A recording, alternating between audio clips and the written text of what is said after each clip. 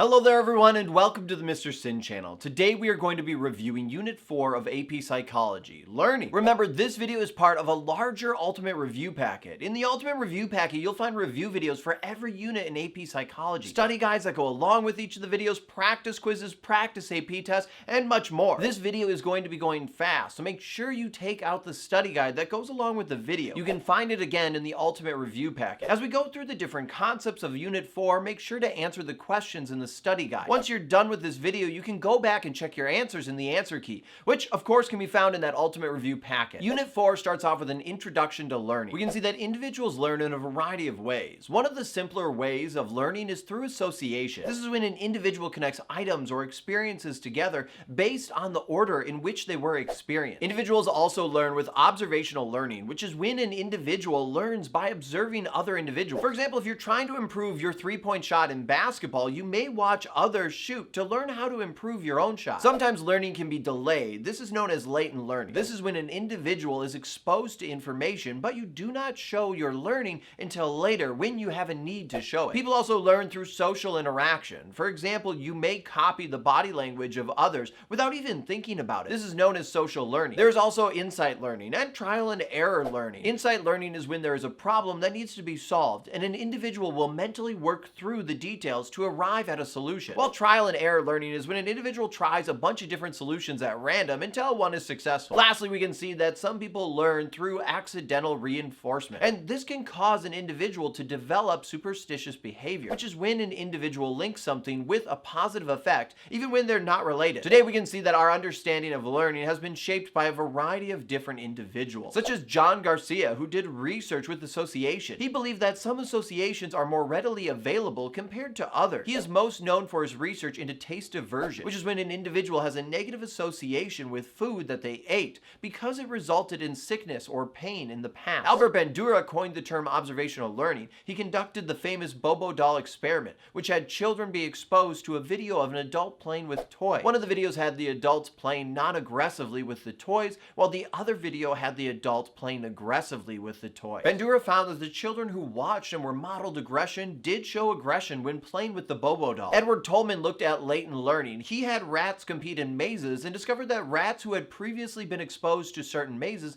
did better than rats who had not been exposed to the maze at all. Edward Thorndike proposed trial and error learning. He looked into different instances where individuals would try various solutions at random until one was successful. Ivan Pavlov is known as the father of classical conditioning. He is most known for his experiments with dogs and saliva. B.F. Skinner was one of the first people to describe operant conditioning. He believed that behavior becomes more likely to occur when reinforced and less likely to occur when punished. Robert Rescorla focused on cognition and learning. He showed how animals can be taught to expect the outcome of an event. Lastly, John B. Watson looked at how learning influences behaviors and was one of the first people to state that behaviors are the result of learning. So that's 4.1, and as you can see, we're going fast. I'm hitting just the major topics of each of the different sections of a unit. If you need a more in-depth look at any of these different topics, check out my individual topic review videos on YouTube. And while you're over there, consider subscribing, especially if you're finding value in these videos. And two, don't forget to check out that answer key in the Ultimate Review Packet to make sure that you don't miss any of the concepts that you need to know. Now, one of the ways in which we learn is through classical conditioning. This was created by Ivan Pavlov. Pavlov noticed that when you put food in front of a dog, they would start to salivate, even before the dog started eating the food. He wanted to see if you could condition the dog to associate the food with other stimuli. To do this, he would place the food down for the dog and ring a bell. Eventually, Pavlov would take the food away and just have the dog hear the bell. The result was the dog would start to salivate after hearing the sound of the bell, anticipating the food that would come. In Pavlov's experiment, we can see that the food was an unconditioned stimulus, which is a stimulus that naturally triggers a response. There's no teaching or learning involved. We can also see that the dog drooling is an unconditioned response, which is a response that does not need to be learned and occurs naturally. In Pavlov's experiment, he also used a neutral stimuli, which is a stimuli that elicits no response from a subject. For Pavlov, it was a bell. Now, in order for the dog to associate the bell with the food,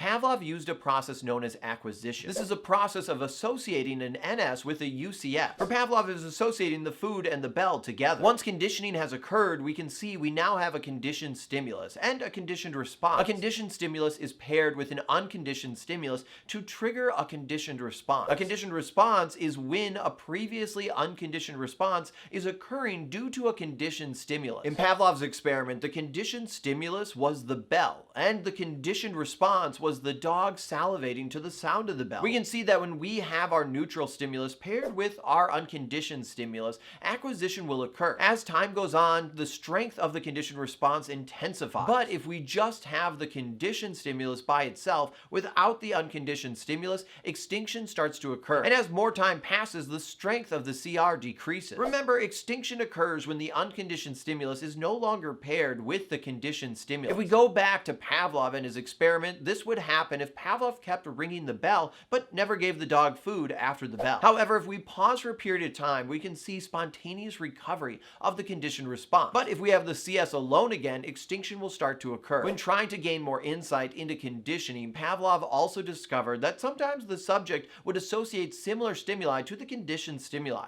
and other times the subject could be conditioned to ignore certain stimuli. This is known as stimulus generalization and discrimination. Stimulus generalization is when a subject has been conditioned and responds to other stimuli that are similar to the original conditioned stimulus, while stimulus discrimination is when a subject has been conditioned and is able to recognize when other stimuli are different from the conditioned stimulus and not react. Lastly, Pavlov also looked at higher order conditioning or second order conditioning. This is when a new neutral stimulus becomes the new conditioned stimulus without the unconditioned stimulus even being present. For example, in Pavlov's experiment, he could turn a light on before ringing the bell. This would get the dog to associate the light with the bell and with the food. So once the light gets turned on, the dog would start to salivate, even though the light and food were never paired together. For section 3 of 4, we can see that we're changing gears and moving away from classical conditioning to talk about operant conditioning. Operant conditioning has its roots with B.F. Skinner, who was a behaviorist. Skinner believed that individuals would be more likely to do certain behaviors when they received certain reinforcement and would be less likely when they are given certain punishment. Skinner based his ideas off of the work of Edward L. Thorndike,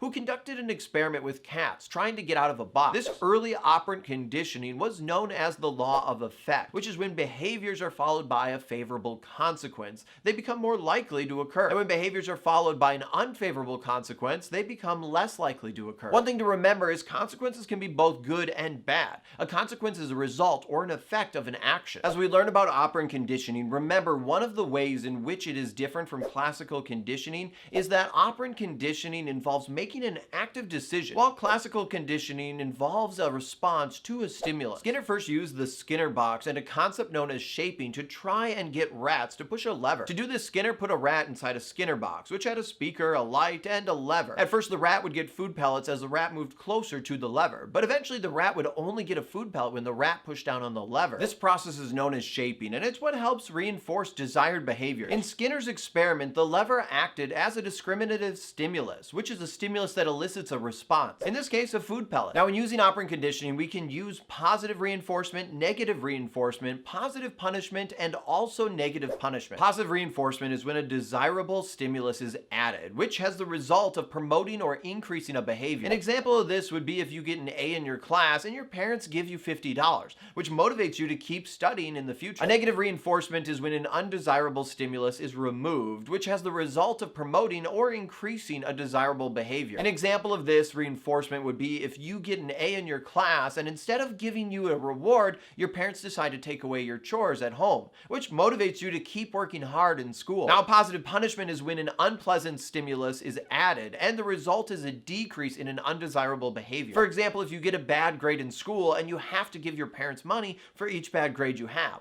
causing you to become more motivated to get better grades. Lastly, a negative punishment is when a positive stimulus is removed and the result is a decrease in an undesirable behavior. For example, if you get a bad grade in school, which results in your parents taking away your phone, this causes you to become more motivated to get your grades up so that you can get your phone back. It's going to be really important that you not only understand the difference between these reinforcements and punishments, but also that you do not mix them up. Remember, if a stimulus is being added and it increases the behavior, it's a positive reinforcement. If the added stimulus decreases the behavior, it's a positive punishment. If a stimulus is taken away and the behavior increases, then it's a negative reinforcement. And lastly, if the stimulus is taken away and the behavior decreases, it's a negative punishment. All right, now when trying to give rewards, we can see that different payout schedules will have different effects on individuals. Depending on the situation, different reinforcement schedules will be used. A fixed ratio schedule is when a reinforcement is given after a set amount of responses. This is great at getting a high number number of responses in a short amount of time. An example of this schedule would be at a restaurant where they give you a free meal after 5 visits. A fixed interval schedule is when a reinforcement is given after a set amount of time. Here we can see that more responses will occur right before the payout occurs. For example, if a company has an Employee of the Month program, employees will often work harder the week before the reward is given out. Now, a variable ratio schedule is when reinforcements are given out at what appears to be random amounts of responses. This will often see a high amount of responses from an individual,